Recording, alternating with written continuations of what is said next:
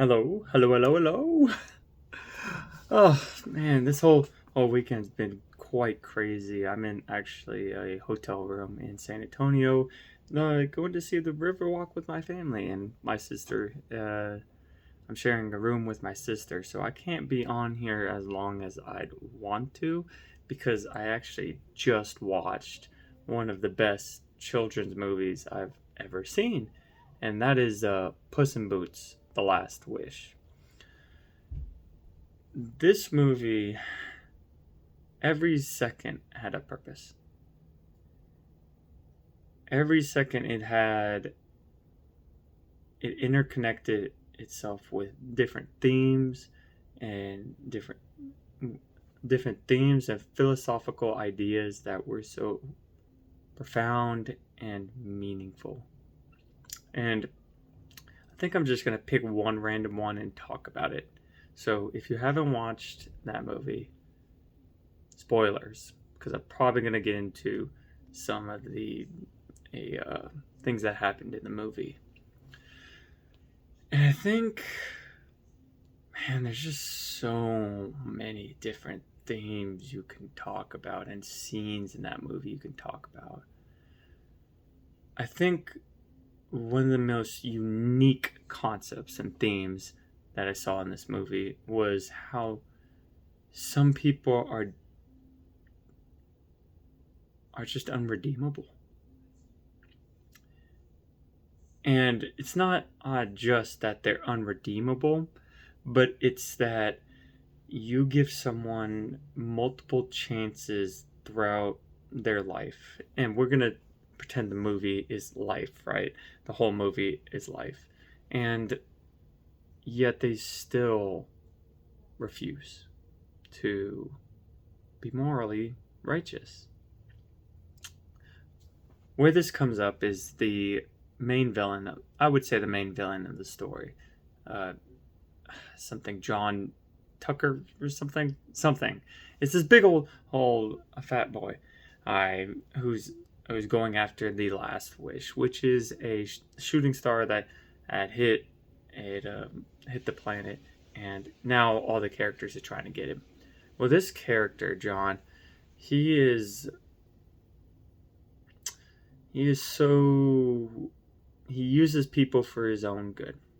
And you see that with multiple villains, right? They're using their henchmen and to um, carry out their plans, right? But in this movie, what does so well is when, and they're going after the star, the first encounter they have with trying to go through a terrain, you start seeing their it's his baker's dozen is his henchmen. They all start to die. And you see him just he's so nonchalant about it, about all them dying. And you can go in. It's okay. Hey, it's my sister. Don't don't look.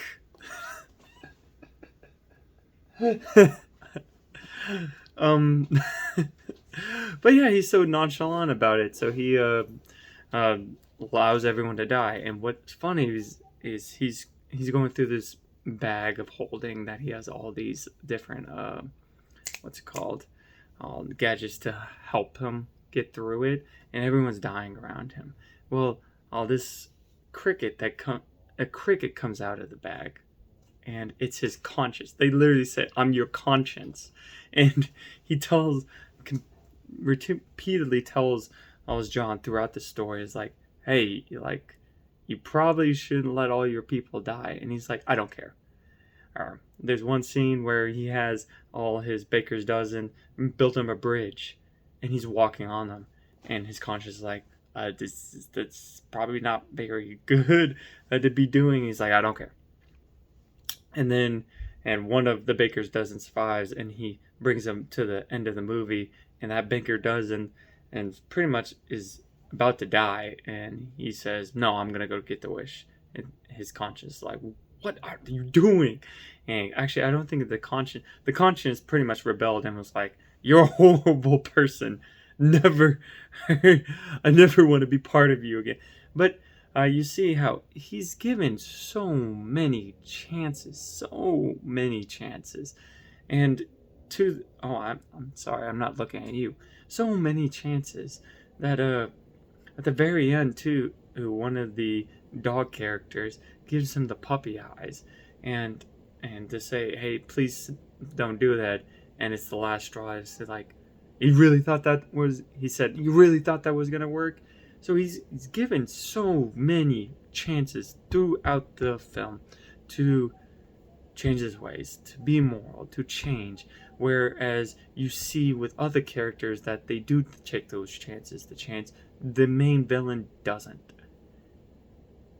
And at the end, he pretty much goes as he's vanquished, of course, ours because it's a kids movie, but it's I think it's more deeper than that at two, because it's not as I don't think it's as cut and dry as like, oh, the good guys won, because of all the things that happened with the other characters that I can get into, but I'm not going to. I'm just going to focus on this one on villain. And so this villain John gets so many chances to be redeemed, and yet at the very end he still refuses to change.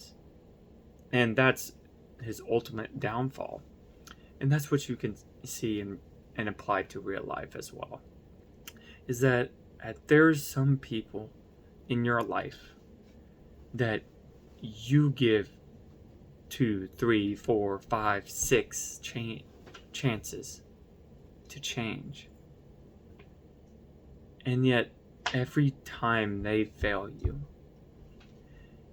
And maybe they're redeemable. Maybe there's a sliver chance.